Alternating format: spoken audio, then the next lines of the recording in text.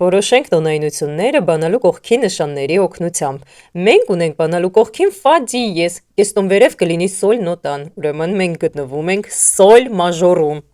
Եթե բանալու կողքին կա երկու դիեզ, ֆա դիեզ և դո դիեզ, վերջին դիեզից դո դիեզից կեստոն վերև կլինի ռե նոտան, ուրեմն հենց ռե մաժորն էլ կունենա այս դիեզները։ Ունենք 3 դիեզ, ֆա դիեզ, դո դիեզ, սոլ դիեզ, վերջին դիեզից սոլ դիեզից կեստոն վերև ստացվում է լյա նոտան, ուրեմն մենք գտնվում ենք լյա մաժորում։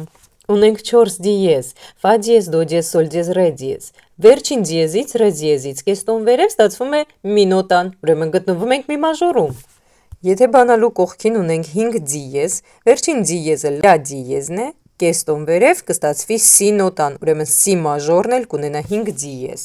Եթե բանալու կողքին ունենք 6 դիեզ, վերջին դիեզը մի դիեզն է, մի դիեզից կեստոն վերև կլինի ֆա դիեզ, ուրեմն մենք գտնվում ենք ֆա դիեզ մաժորում, իսկ եթե ունենք բանալու կողքին 7 դիեզ, վերջին դիեզը սի դիեզն է, ուրեմն տոնայնությունը կլինի դո դիեզ մաժոր։ Սա հեշտ տարբերակ է, որպեսզի արագ գտնենք տոնայնությունները։ Գրեք ձեր հարցերը և բաժանորդագրվեք։